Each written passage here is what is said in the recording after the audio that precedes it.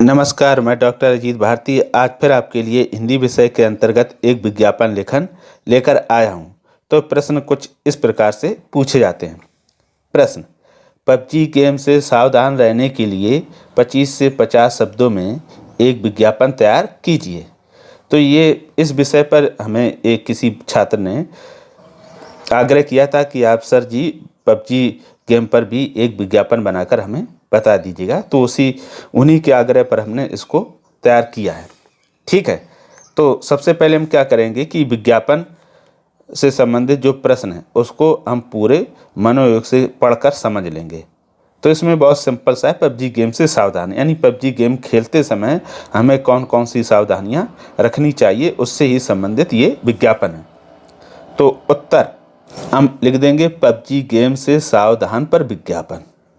ठीक, या ऐसा लिख सकते पबजी गेम खेलते समय सावधानियों पर विज्ञापन, या फिर ये भी ना लिख पाए तो आप इतना भी लिख सकते हैं विज्ञापन लेखन।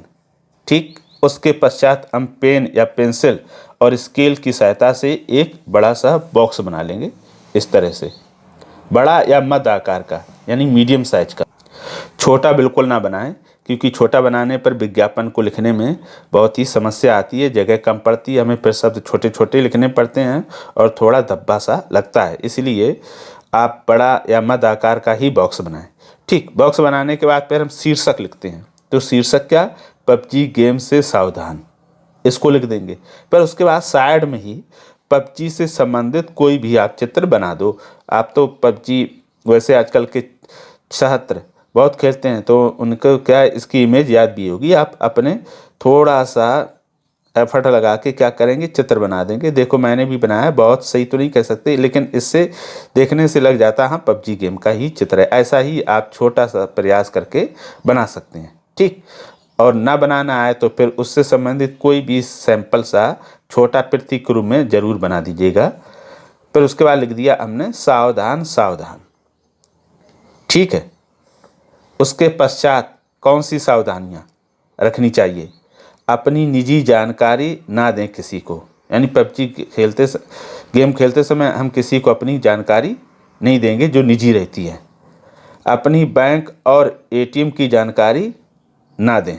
ध्यान रखो कि गेम खेलते समय हमें इसकी भी जानकारी कभी ना दें। अगर कोई ऐसा कहता कि आप अपने मम्मी पापा का बैंक का हमें पासबुक का नंबर या एटीएम नंबर बताओ, तो वो भी हमें नहीं देना है। गेम हारने पर गलत कदम ना उठाएं, आपका जीवन कीमती है। तो कभी कभी ऐसा होता है कि छात्र या बच्चे गेम खेलते समय और हार जाते हैं और उनको वो बात बहुत बुरी लगती है और वो गलत कदम उठा लेते हैं। किसी एक गेम के हारने से हमारा जीवन खत्म नहीं हो जाता, इसलिए हमें कभी भी गेम हारने पर बिल्कुल अपना गलत कदम बिल्कुल ना उठाएं। ये हमेशा याद रखिएगा, क्योंकि पूरा जीवन पड़ा रहता है। आप बहुत सारे काम कर सकते हो और उनमें विजयी हो सकते हो, जीतोगे भी। तो इसीलिए हारने से क्या होता है, हमें सीख मिलती है कि हमने गलतियां कहाँ कहाँ की, तो दोबारा हमें खेलते समय उनको ध्यान में रखना चाहिए। इसलिए कभी गलत कदम बिल्कुल ना उठाएं, ये तो मैं बार बार आपसे आग्रह करूँगा। फिर अंतिम बिंदु है पढ़ाई लिखाई, खाना पीना और सोना त्याग कर गेम ना खेलें। ऐसा भी अक्सर देखा गया है कि कुछ लोग पढ़ाई लिखाई, खाना पीना, सोना सब त्याग कर गेम में ही मस्त रहते हैं, यानी व्यस्त रहते हैं। तो हमें पढ़ाई लिखाई समय पर और खाना पीना और समय पर सोना भी चाहिए। पूरे समय हमें गेम पर ही नहीं रहना चाहिए, क्योंकि इससे हमारा शरीर पर और हमारी पढ़ाई लिखाई पर भी बुरा असर पड़ता है।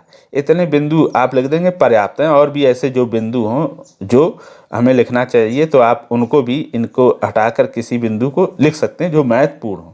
फिर उसके बाद नीचे हमने एक लाइन खींच दी स्केल की रखकर और लिख दिया खेल मंत्रालय भारत सरकार द्वारा जनहित में जारी।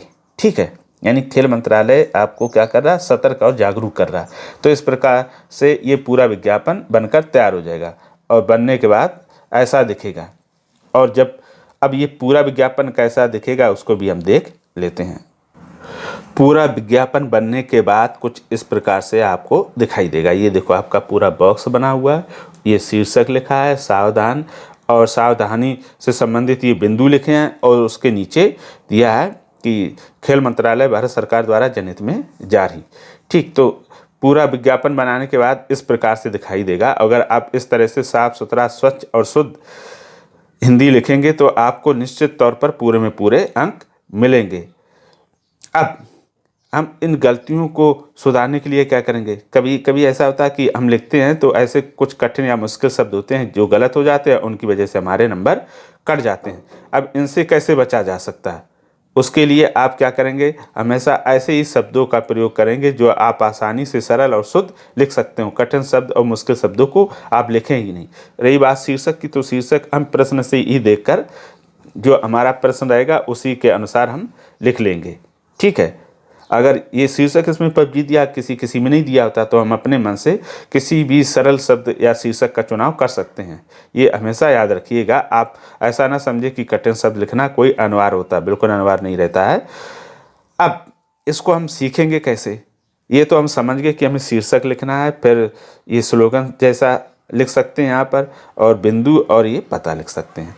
अब सीखने के लिए क्या करेंगे? सबसे पहले हम इस विज्ञापन को अपनी कॉपी में देखकर बनाएंगे, फिर दूसरी बार बगैर देखकर बनाएंगे, फिर मिलान करेंगे। अगर पूरा सही है तो आप सीख गए, अगर कुछ कमियां तो उसको हम सुधार लेंगे। तो बहुत आसान है, एक ही 2 स्टेप में आप बनाना सीख जाओगे।